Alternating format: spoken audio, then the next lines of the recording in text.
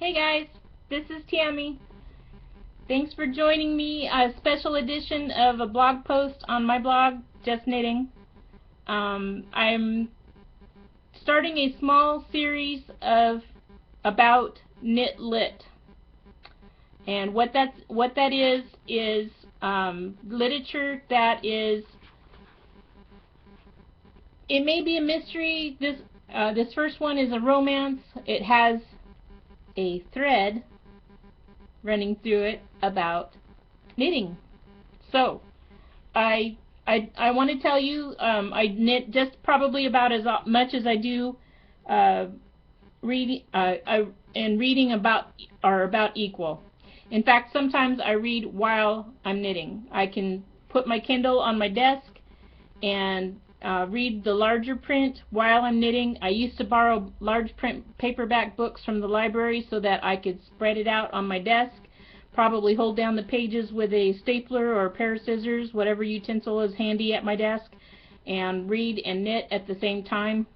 I find that really relaxing to be able to get two things accomplished at once. It's not just me knitting, I'm making progress through whatever book I'm reading now too. The first series of books that I wanted to feature, let me back up too.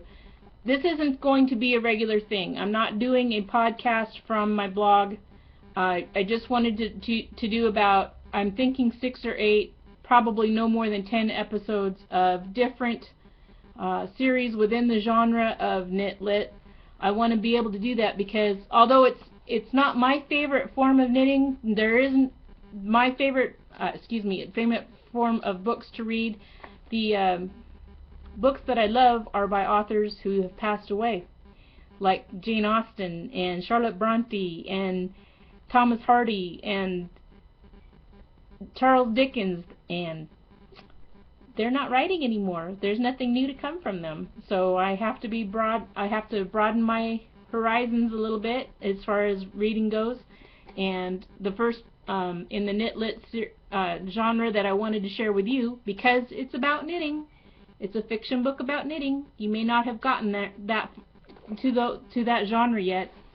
The first one I wanted to feature is from Rachel Herron. It's called the Cypress Hollow series. This is the first book in the series, How to Knit a Love Song. I'm going to read a chapter to you, and I'm hoping that inspires you to go out and find some Knitlit for yourself and take a read. Now, that being said, I love Rachel's books. I like reading things with the thread of my favorite subject, knitting, in it. But I would have to rate this as for mature audiences. So if language can be offensive to you, or perhaps a sexual situation can be offensive to you, catch me on my next blog post about Knitlit. You'll probably like those books a lot more. But if you read everything like I do and don't get offended, stay with me. I think you're gonna love this. Okay, I'm going to read to you from How to Knit a Love Song, chapter 9. I'm just going to read the one chapter, and it starts with a quote from somebody you're going to hear a lot about in the books, named Eliza Carpenter. The quote is, "When the sleeves measure the right length, put it aside and cast on immediately for the second. Don't move from that spot. Don't even get a glass of wine before you do. Trust me on this one." An hour later, 3 other wheels set up on the porch. Fiber all around her. Abigail heard her cell phone ringing. She reached in her pocket. "Hello? Are you there?" "I am." "Finally. I can't believe you moved 15 miles away from me. Meet me for lunch." Her best friend and ex-boss, Janet, never wasted time. "I don't know. I'm kind of in the middle of something." "No, you're not. Nothing that can't wait a bit longer. 20 minutes, drive into town, left on Main, Bramblewood Cafe will be on the right." 30 minutes later, still picking bits of fluff out of her hair, Abigail walked into the restaurant. "Darling, darling, you're here. I can't believe it. Sit here. I've already ordered for both of us. Janet always ordered for both of them. Abigail had long since stopped minding, since Janet always ordered her something good, often something she wouldn't have ordered otherwise. No, Abigail, I really mean it. I can't believe you've actually moved here to my neck of the woods. God knows I'm only here an hour and a half from San Francisco, but still, no one ever comes to see me, let alone moves to be near me. Did it all for you. You lie, but you're sweet, and it's going to be so easy to boss you around now. Abigail laughed. I don't think you've ever really had any problem doing that, have you? Besides, now that I don't work for you, you can't. I will too, and you should still write a little pattern up for me when you can. My customers would love it. And you know I'm good at bossing everyone. Ask that terrified waiter over there by the door. I only wanted more lemon, but I think he thought I was going to eat him. Janet was extremely tall, and even more striking. She had jet black hair with one carefully styled white stripe, and she favored clothing with jet buttons and long tassels. She still wore hats in a 1940s way to match her purse and shoes. While her style was dated, she made it work in a way that the 20-somethings scrounging the vintage stores couldn't.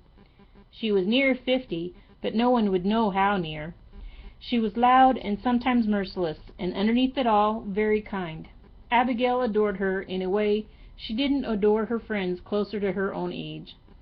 They were compatriots, whereas Janet was more than that. They had already walked through the fire and now laughed at the heat. When I met you, I thought you were going to eat me. Darling, I would have. I just wanted to gobble you up. You, knitting so seriously before anyone else was. At least you knew a good cashmere. Janet trailed a gloved hand in the air as she laughed. That's because you imported the best. But I only imported clothing until you asked me for yarn. I thought you were insane to pay that much for clothing that didn't even exist, that you had to make it yourself. It was worth it, though. You've made a fortune selling my patterns and the yarns to the knitters. Yes, of course, but I didn't know that was coming. You were ahead of your time, designing those cute clothes, the sweaters that people actually wanted to wear, sexy little knitted camisoles and sassy hats, things that people wouldn't hide in the back of their closets. You came along and took knitting world by the storm. It's a small world.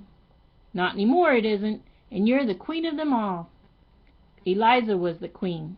I'm only the courtier still. Janet's face softened. I'm so sorry. I barely got to see you at the funeral. It was a busy day. Abigail traced the pattern of the handle of her knife with the tip of her finger. And now you're living in Eliza's old home. How is it? Are you all right? The waiter, looking cowed, set an elaborate salads in front of them. Janet looked at them, opened her mouth as if to speak, then nodded. The waiter's look of relief was obvious. Blue cheese, best dressing here. Fine. Abigail took a bite. Janet had moved to the Central Coast after a nasty divorce that occurred in the higher echelons of the fashion industry. Her husband ended up getting the Rodeo Drive storefront she had sold many bolts of cloth and skeins of luxury fiber to buy, and the divorce had been difficult emotionally and financially. Janet moved and started her own online business, something that made her more money now than the store ever had. People whispered that she was a self-made millionaire, but Abigail loved best the sadness that had left Janet's face. You've been here for how long now? Janet sighed. 5 years. That long? It feels like a minute ago. I know, and Bill still thinks I won't make it. You know, he was begging me to use my name in a deal he was trying to set up. Obviously, I said no. He sent a note saying he couldn't believe I forget him like I apparently have. She giggled. I sent a card back asking him to clarify where I knew him from. I love it. Are you seeing anyone? Oh, sweetie, I see people all the time. No one special. There's one man, Richard, but he's too recently divorced to have sex without crying, and it's getting tiresome. What about you, though? Whatever happened to that one? Teddy, was it? Abigail laughed. Teddy. He suited his name. He was a doll, but he was in love with me. Nothing wrong with that. Abigail reached into her purse and pulled out her knitting. What do you have? Anything good? Janet peered greedily. Just a sleeve. Abigail waved 2 circulars in the air. And no, there isn't anything wrong with him being in love if I'd been in love back, but I wasn't. I really tried, though. He was perfect for me. Abigail shrugged. I don't think I'm the falling in love type. Janet reached out to feel the russet yarn. Yum. Tell me. My own hand-spun merino. And it's going to be, oh, you never give up. It's going to be a man's sweater. For a new book? Or is this personal? Or better yet, for me? Come on. I don't have a man to knit for. I'll write the pattern up if you like it. Janet pointed her salad fork at Abigail. Good. Keep knitting, and don't give up that crap. Of course, you're the falling in love type. Everyone is when you get right down to it. What about Jim? Now, that was love. You're right, that was. I was down for the count on that one. Only came up to find my bank account empty and my computer gone, with the only copy of my manuscript on it. Janet groaned. Oh, God, I'd forgotten. That was horrifying. It sure was stupid, huh? But you fixed it for me. I wish you could have seen the look on Jim's face when he opened the door to find me and Mafia Tony on the doorstep. Your driver does look like a mob boss. He loves playing the part when I need him to. Jim positively gibbered as he ran to get the computer, sobbed as he handed it over. Abigail grimaced and checked to make sure her seed stitch was still lined up correctly. Never saw so much porn in my life as when I opened it up. I put the book on disk and then wiped the hard drive. I had to take a shower afterward. So much for love. But at least now I'm back at my work. I back up my work. And that other one, oh, I can't think of his name. Abigail gripped the needles tighter than she needed to. There wasn't anyone else. Yes, there was. That dark-haired guy you told me about, that you met at ABA. Remember? He asked for your number and you actually gave it to him? Abigail yanked one of the circular needles so hard and a dozen stitches slipped off the needle. Shit. What happened? Nothing. I know something happened. Tell me. Janet leaned forward again. Can I send Tony to San Diego in a heartbeat? I didn't want to tell you. Did he hurt you? Janet bristled like a threatened cat. I didn't give him the chance. That's my girl. Abigail leaned her head back and stared up at the multiple broad-bladed ceiling fans. They all moved at the same relaxed pace, the opposite of what her mind was doing. She wasn't going to talk about it to anyone, but Janet was different. He was at ABA because his sister wrote some animal book. I thought it was cool that he was supporting her like that. He called and asked me out, and I met him at his company's boat at the marina. It was perfectly romantic first date. Janet nodded. He got weird at the end of the night, insisted that he see me the next day, but I had plans and I told him no. He didn't like it. Creepy.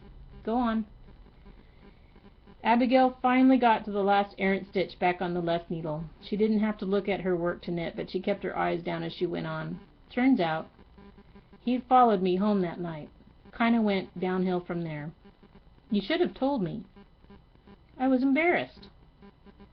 Did he try anything? Only once, but I handled it. Abigail felt strong as she said it, but her words wobbled at the end, and she was horrified to feel her eyes filling with tears. Janet was up and out of her seat before Abigail knew what was happening. Then she was wrapped in Janet's perfumed arms. I am so sorry. Janet kissed Abigail's forehead. Other restaurant customers watched in interest. So, it's over? I'm here, aren't I? Did you press charges? Oh, yeah. He's got a warrant out now, and he hasn't been seen since, not even at his job. They think he fled the state, and that and the fact that he has no idea where I am make me feel better about it all. Abigail smiled at her. She wouldn't worry Janet anymore. I'm safe now, and all that, and to say no, and I have not found love. You'll find it, my darling. Look at me. I'm all wrinkled up, and I find it all the time. Is that what the kids are calling it these days? Janet laughed. Oh, I'm so glad you're here. Was it hard to leave? No. You know, I hated that apartment. So close to the freeway, so loud. I got rid of everything, put it all up on Craigslist, had a virtual garage sale. I only bought what I love. It didn't take up much space, actually. I feel freer than I have in a long time. I know Eliza's old place is out there somewhere, but I never thought that anything would happen like this. How are you doing? Are you overwhelmed?